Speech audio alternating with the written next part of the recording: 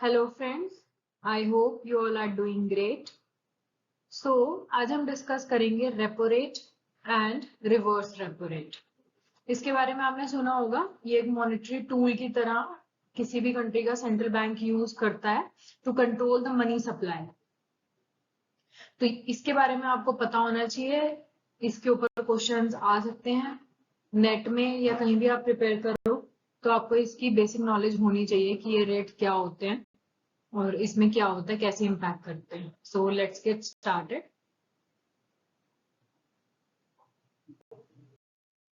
तो सबसे पहले हम बात करते हैं रेपो रेट, जिसे रीपर्चेज एग्रीमेंट भी कहा जाता है। अब वो क्यों कहा जाता है उसके बारे में पढ़ेंगे। सबसे पहले रेपो रेट होता क्या है? It is the rate at which, ये एक ऐसा रेट होता है at which central bank lend short term funds, यानी कि central bank short term funds देता है किसको? कमर्शियल बैंक्स को। किसके अगेंस्ट? ये मेन थिंग है, किसके अगेंस्ट? गवर्नमेंट सिक्योरिटीज के अगेंस्ट। यानी कि यहाँ पर सेंट्रल बैंक कमर्शियल बैंक्स को लोन प्रोवाइड करता है, बट किसके, मतलब किस चीज को रख के? एज अ कोलेट्रल वो होगी हमारी गवर्नमेंट सिक्योरिटीज। अब कोई भी, आप मान लो टू पर्सन है, ए और बी।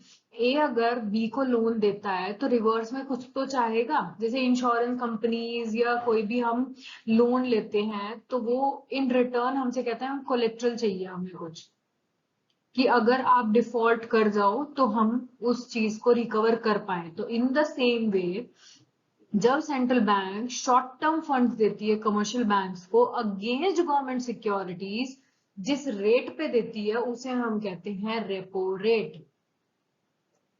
ठीक है, तो ये एक ऐसा रेट है जिसमें सेंट्रल बैंक कमर्शियल बैंक्स को शॉर्ट टर्म लोन्स देती है, किसके अगेंस्ट? गवर्नमेंट सिक्योरिटीज के against. In a repo transaction the central bank sell securities to commercial bank with an agreement to repurchase. अब मेरे को पैसे देने हैं, ठीक है, तो अपनी सिक्योरिटीज को वो बेच देती है कमर्शियल बैंक्स को।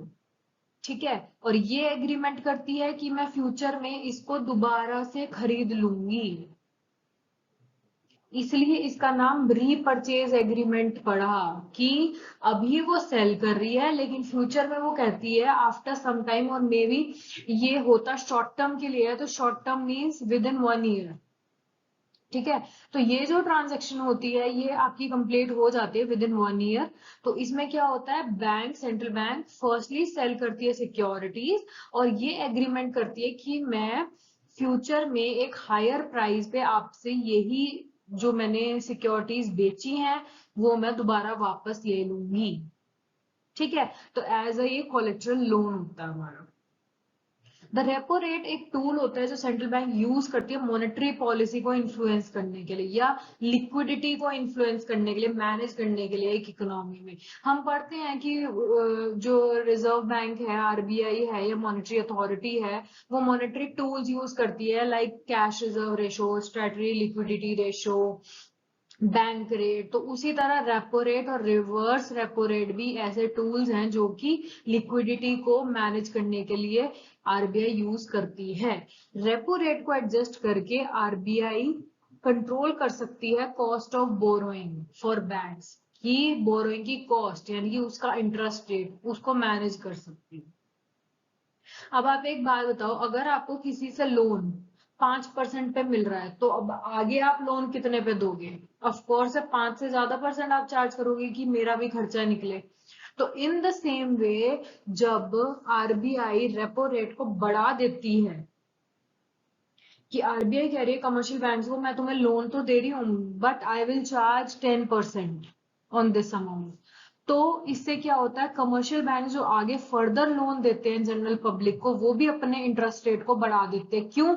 क्योंकि उन्हें इस 10% को भी तो देना है ना। वो जब भी तो दे पाएंगे जब वो अपने लोन्स पे अच्छा इंटरेस्ट रेट अर्न करेंगे। तो इससे क्या होगा, कॉस्ट ऑफ बोरोइंग जो है वो बढ़ जाती है। आरबीआई कमर्शियल बैंक्स के लिए बढ़ाएगी और कमर्शियल बैंक्स आम जनता के लिए बढ़ा देंगे, तो एज अ चेन चलती है ये। ठीक है, तो जब सेंट्रल बैंक अगर ऑन दी अदर हैंड अगर सेंट्रल बैंक रेपो रेट को कम कर देता है, बोरोइंग आपकी चीपर हो जाती है। इससे क्या होता है, इंटरेस्ट रेट लो हो जाता है। वो क्यों होता है, जब कमर्शियल बैंक्स को लोन आरबीआई से कम इंटरेस्ट रेट पे मिल रहा है, मान लो 2% पे आरबीआई लोन दे रही है कमर्शियल बैंक को, तो कमर्शियल बैंक हमसे क्यों ज्यादा चार्ज करना चाहेंगे। वो भी सोचेंगे चल ठीक है, मेरे को इंटरेस्ट रेट कम देना है तो मैं इनसे भी कम ही चार्ज करूंगा। तो इसलिए कॉस्ट ऑफ बोरोइंग आसान हो जाती है और इकोनॉमी को बूस्ट करने में हेल्प करते हैं। और वहीं दूसरी तरफ जो सेंट्रल बैंक इंक्रीज कर देती है तो बोरोइंग्स भी एक्सपेंसिव हो जाती हैं, इससे हायर इंटरेस्ट रेट हो जाता है और ये इन्फ्लेशनरी प्रेशर को कंट्रोल करने में हेल्प करती है। ठीक है, समझ में आया। तो इसका पूरा इम्पैक्ट पूरे इकोनॉमी पे पड़ता है, रिवर्स रेपो और रेपो रेट का। जो आरबीआई कमर्शियल बैंक से चार्ज करेगी उसी से डिपेंड करेगा कि कमर्शियल बैंक आम जनता से कितना इंटरेस्ट रेट चार्ज करेंगे। अगर आरबीआई ज्यादा कर रही है तो कमर्शियल बैंक्स भी करेंगे एंड वाइस वर्सा। तो ओवरऑल अगर मैं बात करूं तो रेपो रेट एक क्रूशियल रोल प्ले करता है सेंट्रल बैंक के एफर्ट में to achieve its monetary policy objective को पूरा करने के लिए, प्राइस की स्टेबिलिटी लाने के लिए, फुल एम्प्लॉयमेंट। बहुत सारे फैक्टर्स होते हैं, बहुत सारे पैरामीटर्स होते हैं जिसपे एक आरबीआई को मतलब कंट्रोल करना पड़ता है। तो उन चीजों को कंट्रोल करने के लिए रेपो रेट एक बहुत इंपॉर्टेंट रोल प्ले करती है। क्योंकि जैसा ये इंटरेस्ट रेट होगा, जैसा ये रेट चार्ज करेगी आरबीआई, उसी से ही आपकी कॉस्ट ऑफ बोरोइंग इम्पैक्ट करेगी। अगर रेपो रेट बढ़ जाता है तो मतलब कमर्शियल बैंक्स को ज्यादा इंटरेस्ट रेट देना पड़ रहा है, तो वो आगे जनरल पब्लिक से भी ज्यादा कर देगी, तो हमारी जो बोरोइंग कॉस्ट है वो बढ़ जाएगी। इन्वेस्टमेंट इससे क्या होगी, जब लोगों को लोन हायर इंटरेस्ट रेट पे मिलेगा तो वो इन्वेस्टमेंट कम कर देंगे, इन्वेस्टमेंट कम कर देंगे मतलब ग्रोथ कम हो जाएगी। ठीक है, तो ऐसे रिलेशनशिप होता है जब आरबीआई को मान लो लोन प्रोवाइड करना, इन्वेस्टमेंट बढ़ानी है, तो वो रेपो रेट क्या करेगी, इंक्रीज करेगी या डिक्रीज करेगी, या आप लोग सोचो। ठीक है, अब आगे चलते हैं हम। रिवर्स रेपो रेट या रिवर्स रीपरचेज एग्रीमेंट, उसी का बिल्कुल उल्टा। यहाँ पर क्या हो रहा था पीछे में कि आरबीआई पैसा दे रही थी कमर्शियल बैंक्स को, अब उल्टा क्या होगा, आरबीआई पैसा ले रही है कमर्शियल बैंक से। अब आप देख रहे हो आरबीआई जो कि मॉनेटरी पॉलिसी को कंट्रोल करती है, जो कि मॉनेटरी अथॉरिटी है कंट्री की, वो भी कमर्शियल बैंक से उसे पैसा लेना पड़ रहा है। हम कहते हैं ना ये क्या हुआ है, तो ईद का चांद मतलब कभी कभार दिखा, या ऐसा क्या अजूबा हो गया कि मतलब जो जिसके पास पैसे हैं वो दूसरे से बोरो कर रही है, तो इसलिए रिवर्स रेपो रेट उल्टा चल रहा है यहाँ पे मामला। Reverse repo rate is the rate at which central bank borrows funds from the commercial banks. अब कमर्शियल बैंक से सेंट्रल बैंक बोरो कर रही है और जिस इंटरेस्ट रेट पे बोरो कर रही है उसे हम कहते हैं रिवर्स रेपो रेट। ठीक है, तो टिपिकली ये कैसे होता है, through sale of security with an agreement कि हम रिपर्चेज कर लेंगे इसे बाद में। ठीक है, सेंट्रल बैंक यूज करती है reverse repo rate as a monetary policy tool to manage, क्या मैनेज करना उसे, लिक्विडिटी फाइनेंशियल सिस्टम में, और इंटरेस्ट रेट को इम्पैक्ट करना है इसे। तो अगर रिवर्स रेपो रेट बढ़ जाता है तो central bank, reverse repo rate बढ़ रहा है मतलब अब सेंट्रल बैंक को ज्यादा इंटरेस्ट रेट देना पड़ेगा कमर्शियल बैंक्स को। तो इससे क्या हो रहा है कि सेंट्रल बैंक इंसेंटिवाइज कर रही है बैंक्स को कि वो डिपॉजिट करे ज्यादा फंड्स इसमें, thereby reducing the amount of. अब एक बात बताओ, हम ज्यादा इंटरेस्ट रेट कब देंगे किसी को, जब वो कहेंगे, जब हम चाहेंगे कि तू सारा पैसा अपना मेरे को ही दे, मैं तेरे को इतना ज्यादा इंटरेस्ट रेट दूंगा जो कि तेरे को मार्केट में कहीं नहीं मिलेगा। एम आई राइट। अगर ए और बी पर्सन है, ए कह रहा है कि मेरे को पैसे चाहिए 1 लाख, ठीक है, बी कह रहा है 1 लाख तो है लेकिन मैं तेरे को क्यों दूंगा, मैं तो और एक्स वाई जी को दूंगा। तो ए इस 1 लाख को बोरो करने के लिए क्या ऑफर दे सकता, वो कहेगा चल मैं तेरे को ना हायर इंटरेस्ट रेट दूंगा। तो इन द सेम वे जब आरबीआई कमर्शियल बैंक से लोन मांगती है या लोन लेती है तो अगर वो रिवर्स रेपो रेट इंक्रीज कर रही है तो इसका मतलब है आरबीआई कमर्शियल बैंक को कह रही है मैं ज्यादा इंटरेस्ट रेट दूंगी। इससे क्या होगा कि कमर्शियल बैंक जनरल पब्लिक को देने की बजाय आरबीआई को दे देंगे, और इससे क्या होगा मनी की जो अवेलेबिलिटी है इकोनॉमी में वो कम हो जाएगी क्योंकि जनरल पब्लिक को लोन ही नहीं मिल रहा। तो इससे क्या होगा जो इन्फ्लेशन आ रहा होगा वो कम हो जाएगा, उससे कंट्रोल हो जाएगा। क्यों? अब और लोन तो दे ही नहीं पा रहा कमर्शियल बैंक, क्यों? क्योंकि उसने सारा पैसा आरबीआई के पास जमा करा दिया। ठीक है, तो इस वे में रिवर्स रेपो रेट भी एक अच्छा रोल प्ले करती है कंट्रोल करने में मनी सप्लाई को। ठीक है, आगे चलते हैं। उल्टी तरफ अगर मैं बात करूं, अगर मनी सप्लाई बढ़ानी है आरबीआई को, वो कहते हैं ज्यादा जनरल पब्लिक को दो, तो वो क्या करेगी अपने रिवर्स रेपो रेट, वो कहेगी कि अगर आरबीआई है और कमर्शियल बैंक है, आरबीआई कह रही है मेरे को 1 लाख रुपए दे दो, ये कह रहा है मैं तो लेकिन दूसरों को दूंगा, तो आरबीआई क्या कहेगी? कहेगी मैं तो ना 2% ही दे सकती हूँ, अगर तुम्हें नहीं देना, पहले ये 5% दे रही थी, अभी कह रहे हैं मैं तो 2% दूंगी। तो इससे क्या होगा कमर्शियल बैंक कहेंगे मैं आपको नहीं दे रहा, मैं बाहर दे दूंगा।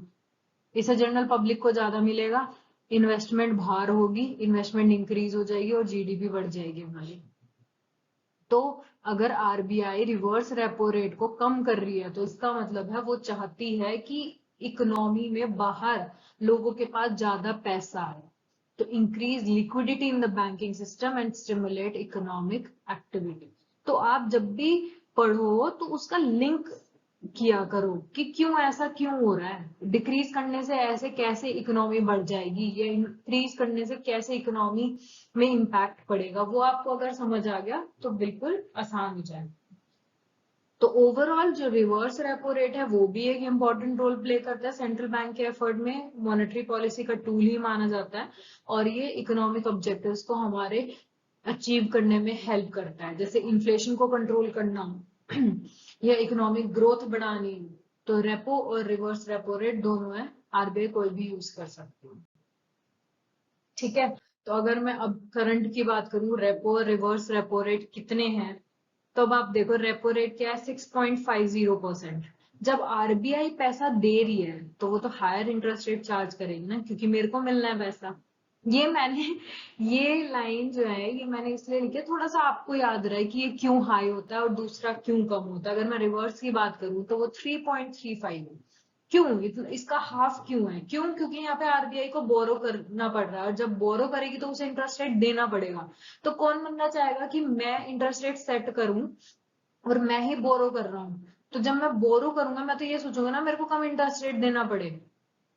तो इंटरेस्ट रेट कब देना पड़ेगा आरबीआई को? जब रिवर्स रेपो रेट जो होगा वो इंटरेस्ट देना पड़ेगा। तो हमेशा आरबीआई रिवर्स रेपो रेट को कम रखती है और रेपो रेट को ज्यादा रखती है। रेपो रेट इसलिए ज्यादा होता है क्योंकि इस केस में आरबीआई को इंटरेस्ट मिलेगा रेदर देन वो देगी।